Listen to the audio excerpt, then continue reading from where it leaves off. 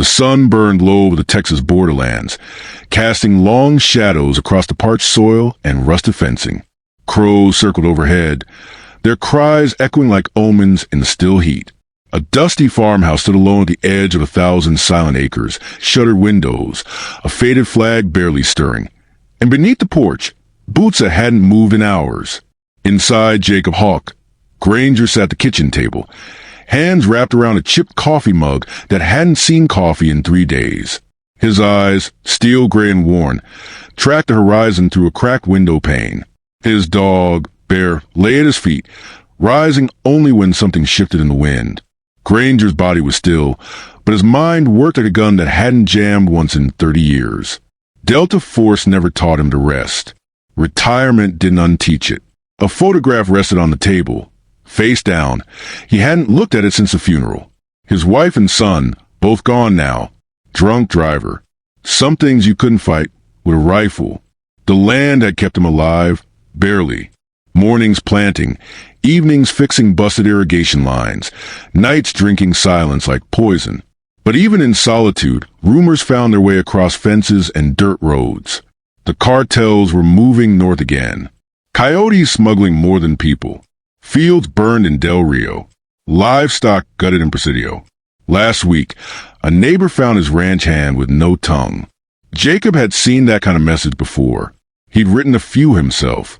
Then came the truck, a blacked-out Tacoma crawling up the dirt path like a spider.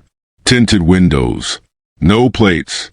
Jacob stood, slow and deliberate, his left hand brushing the rifle mounted on the wall. Bear was already at the door, low growl in his throat. 2 men got out, all black, no insignia, the way narcos like to dress when they want to look official. One lit a cigarette with shaking fingers. The other scanned the property. Hand on a pistol gripped. Boys, not soldiers, just meat with attitude. Jacob stepped onto porch, not raising his voice. You're on private land. The taller one smiled without humor. This your place, viejo?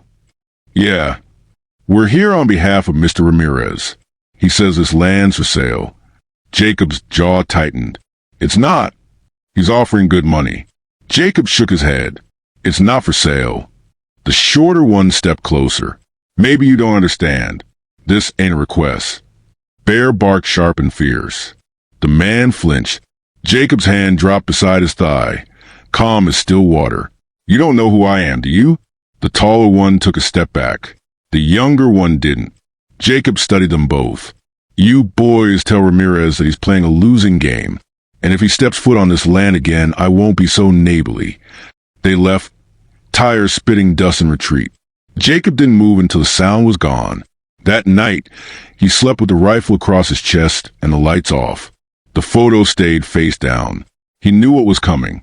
At dawn, the sun broke like fire across the hills. Jacob saddled up the old ATV, drove to the back pasture, where fence wire needed tightening. Bear ran beside him, panting in the heat. He needed this quiet, this illusion of control. But midway through the field, Bear stopped cold. Jacob cut the engine. From the tree-lean movement, 3 figures. Armed. Wrong posture. Not ranchers. One lifted binoculars. Another slung a rifle. They didn't see Jacob. Not yet. He backed away slow, heart steady. The trespass was no accident. They were probing, measuring distance, response time, planning. That night, he opened a closet in the barn, unlocked the old trunk. Inside, weapons the government thought he'd turned in. Loadouts from another life. M4 carbine. Sidearm. Tactical vest. Comms gear stripped but usable. He cleaned each piece by hand, like a ritual. War never really ended. It just slept in a different bed. 3 nights later, it came. It started with silence, no wind, no insects. Even the crows were gone. Then, headlights. 6 vehicles. Engines idling just beyond the ridge. Jacob stood on the roof with a scope rifle, bare at his side, ears pinned back. The cartel soldiers dismounted like a swarm. Tactical gear, night vision, AR platforms with suppressors. They moved in formation, fanning out toward the farmhouse. Jacob whispered, "They sent wolves to hunt a lion." He fired. First shot, clean through a radio man's skull. Second, took a driver's knee. Chaos unfolded in the dark. Jacob moved like smoke, unseen. He dropped down from the roof, vanished into brush, reappeared near the barn. Booby traps he'd spent 2 days setting ignited like demons. Flashbangs, tripwire explosives, screams. Still, they kept coming. He retreated toward the water tower, repositioning. His breath never quickened. Muscle memory, refined by decades, took over. He was no longer a grieving farmer. He was Hawk, Delta's ghost. The man who could kill in 6 languages and disappear in a war zone without leaving footprints. One enemy reached the porch, tried the door. A buried charge exploded. Another screamed in Spanish, "Red Rata, pull back." But it was too late. They were deep in a nest designed by a master predator. Jacob took down another near the corn silo, dragged him into the brush, whispered into his dying ear, "Wrong farm." Then, from the edge of the field, movement. Someone new, a figure on horseback, silhouetted against the moon, rugged, silent, watching. Jacob froze, rifle raised, but the stranger raised no weapon, just watched, then turned the horse and vanished into the trees. The enemy retreated by dawn, leaving fire, blood, and wreckage. But Jacob's eyes weren't on them. They were fixed on the trail left by the horseman. Deep, measured, intentional. He wasn't alone anymore. And that changed everything. Rain hammered the roof like 1,000 tiny hammers, each drop echoing through the bones of the old farmhouse. Inside, Jacob Granger stood by the window, his face half lit by the flickering light of a kerosene lantern. He didn't blink as thunder rolled across the land. In his hand, a bloody bandana, souvenir from the night before. On the floor, bear paced in tight circles, agitated. Jacob crouched and placed a steady hand on the dog's shoulder. "They'll be back," he whispered. The photo was upright now, framed in a beam of lantern glow. His wife, his boy, a happier time frozen in amber. That image, no longer a burden but fuel. Outside, tire tracks carved deep scars into the mud. Scorched earth, shattered fencing. The cartel had underestimated him. They wouldn't make the same mistake twice. He heard the hoof beats before he saw her. The rider emerged from the trees, the same silhouette from the night before. Broad hat, oilskin cloak dripping with rain. The horse as dark and silent as its rider. Jacob stepped outside, rifle cradle but low. They locked eyes.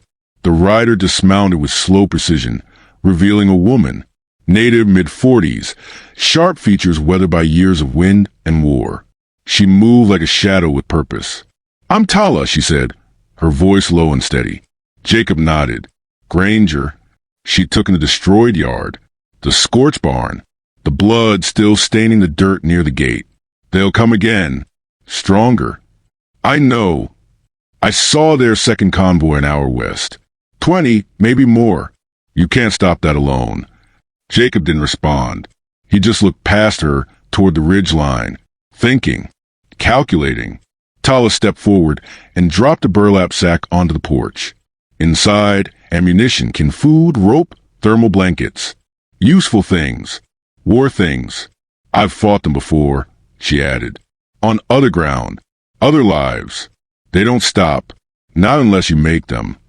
Jacob picked up a flare from the porch railing, flicked it in his fingers. "You military?" She paused. "No. My people fought before America had a flag." He smirked, just barely. "That'll do." They said nothing more.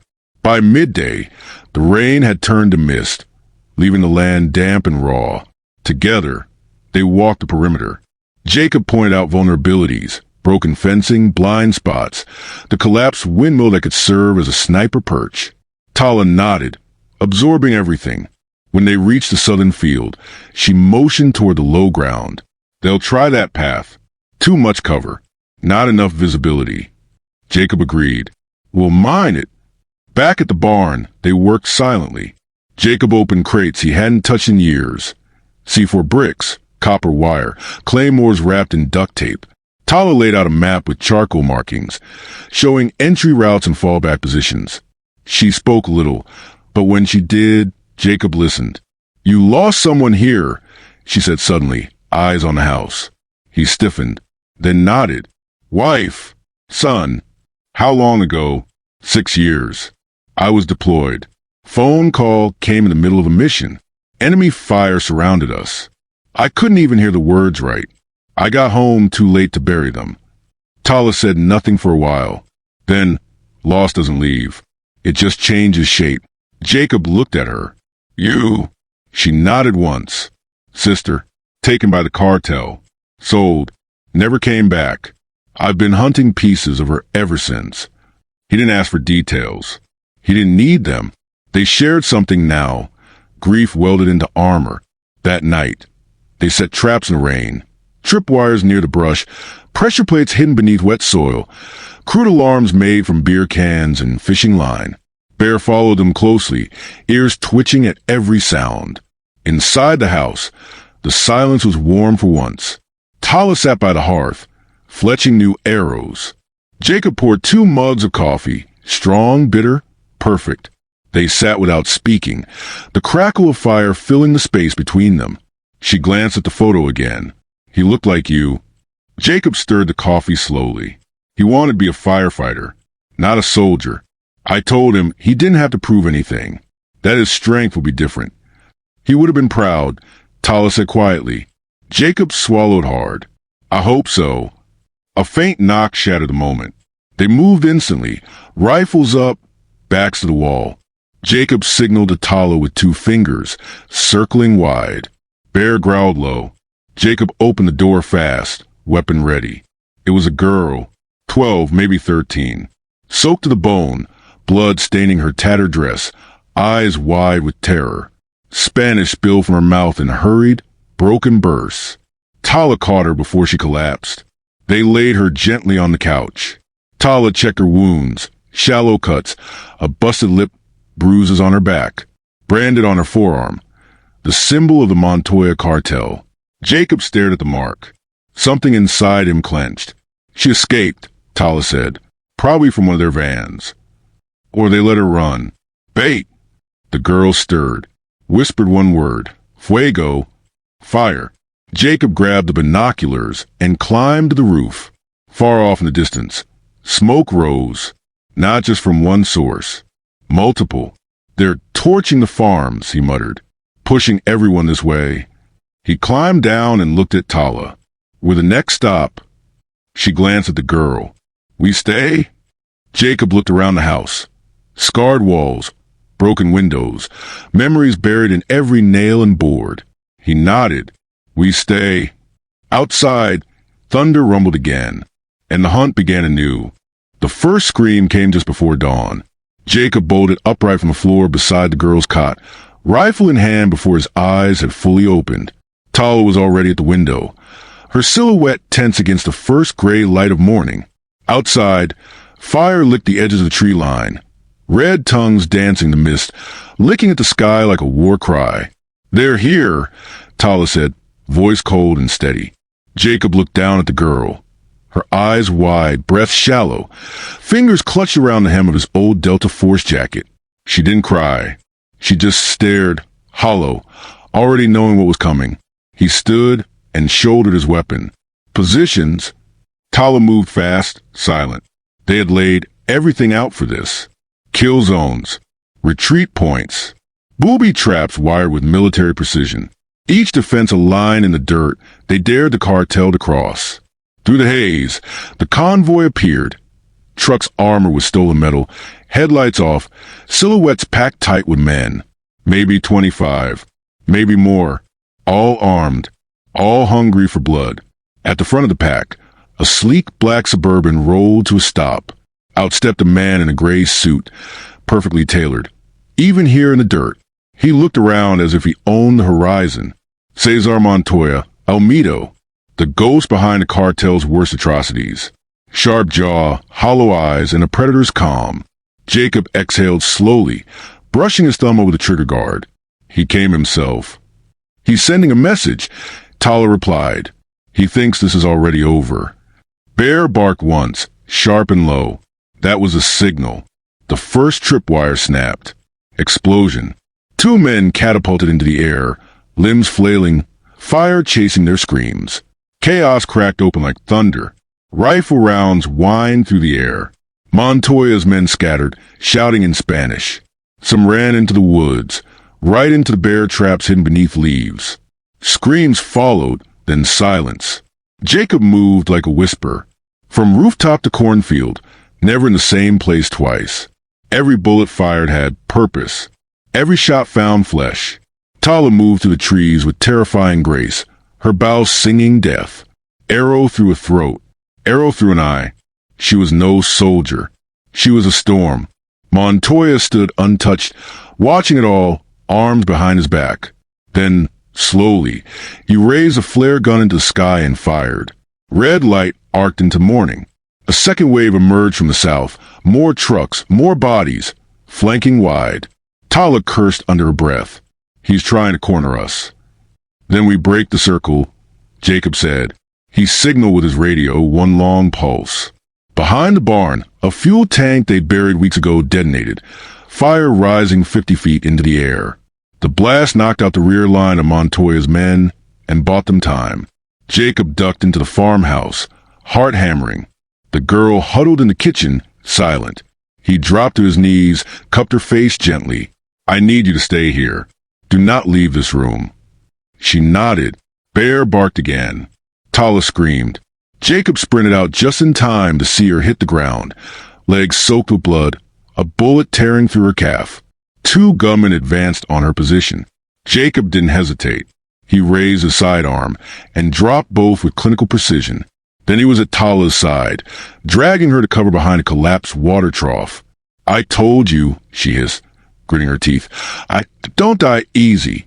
He applied pressure to the wound, hand steady. You're not dying today. Bullets ripped through the air above them. Montoya's men regrouped, pushing toward the house. Jacob glanced toward the front porch. Heart-seizing, one gunman had reached the girl. He dropped everything. Time slowed. Jacob sprinted, dodging gunfire, knees driving through mud. He reached the porch as the man lifted the girl, pistol to her temple. Her eyes locked with Jacob's. No fear, just trust. Jacob raised his hands. The gunman grinned. Drop it, or she dies. Behind Jacob, Bear let out a low growl, crouching. The girl did something unexpected. She jerked her elbow backward into the man's ribs. Just enough. In that blink, Jacob drew and fired. One shot. The man dropped. Jacob caught the girl mid-fall, pulling her into his arms.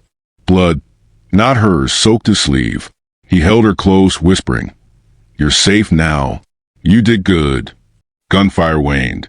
Smoke choked the air. Tala crawled to the side of the house, bloodied but grinning. They're pulling back. Montoya stood alone now, beside his burning Suburban, one hand in his coat, calm, calculating. He looked at Jacob with quiet rage. This isn't your fight, Montoya called. Jacob stepped forward. It is now. Montoya didn't draw. He just nodded once, as if passing a sentence. Then he turned and walked into the smoke. Jacob didn't shoot. Not yet. Some fights were meant to finish on different days.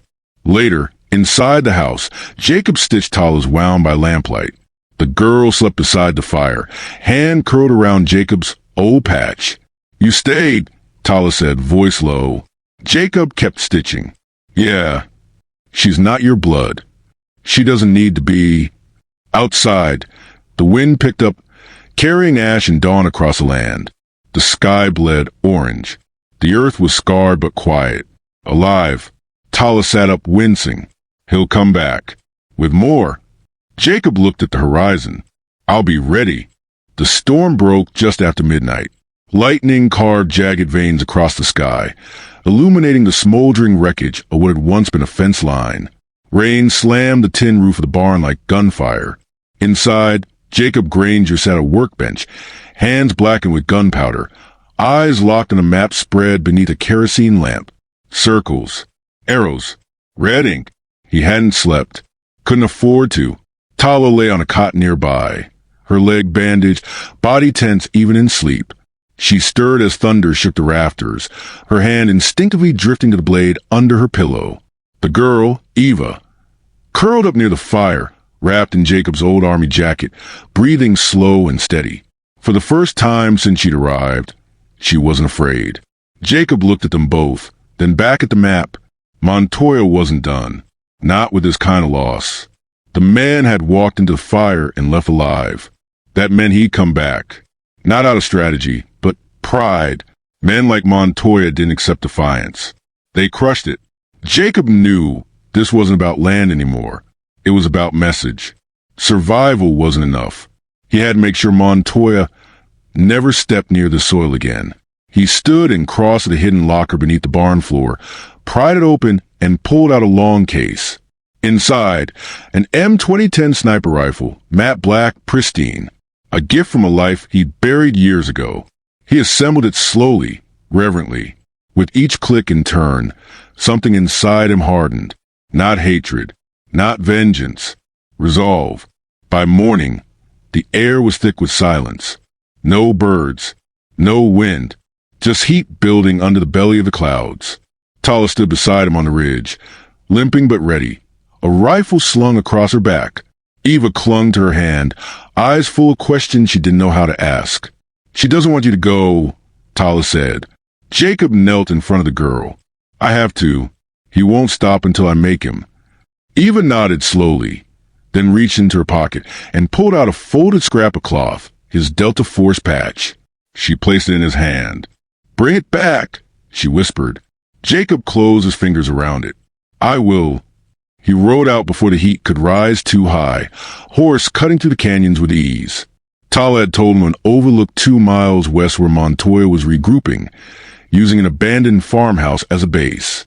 From there, they coordinated raids, burned fields, murdered families. Jacob would end it where it started. By noon, he lay prone in the rocks, scope trained on the compound below. Trucks, men, weapons piled in crates. And there, Montoya, barking orders, gesturing with a radio in one hand and a cigar in the other. Arrogant, unaware, Jacob adjusted the windage, breathing slow. The crosshairs settled on Montoya's chest. He hesitated, not from mercy, but memory. The first time he ever pulled a trigger, he was 19. A far cry from the man in the rocks now. He exhaled, pulled. The rifle cracked. Montoya stumbled, hit, but not dead. Chaos erupted. Jacob was already moving, dismantling the rifle, sliding back into the shadows. He'd given them a warning. The next shot would be final. Back at the ranch, Eva helped Tala hobble out to the porch. They watched the horizon, waiting. By sundown, Jacob returned. Mud on his boots, blood on his sleeve, rifle slung low. He walked up to the porch without a word and dropped a burnt cigar at Tala's feet. "Missed his heart," he muttered. Tala smiled faintly, but not his pride. Eva ran to him, arms tight around his waist. He lifted her gently, held her longer than he meant to. Something inside cracked open. Later, they ate together under sky that didn't threaten for once. The fire crackled. Stories passed in low voices. Of family, of loss, of days when the world didn't feel like it was ending. "I used to think peace was weakness," Jacob said quietly. "But maybe peace is just what's earned after the fire." Tala nodded. "Or what's left after everything else burns away." Eva fell asleep with her head on Jacob's leg, fingers wrapped around his old patch. At dawn, they found a letter nailed to the fence. Jacob read it in silence, lips pressed tight. Montoya was gone. South for now. But the message was clear. We don't forget. Neither did Jacob. He burned the note and scattered the ashes into the wind. They rebuilt together, day by day, fence by fence. Tala stayed, despite her limp. Eva laughed more often, even sang sometimes.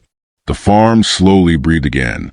Life returned in bits and pieces, unremarkable to some, sacred to them. One evening, Jacob found Eva staring at the sunset, arms crossed like a soldier. He stood beside her.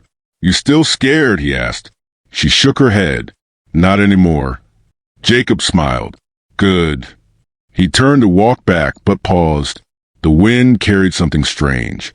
A motor, far off, not coming closer, just circling, watching. Jacob didn't say a word. He just rested his hand on the rifle once more.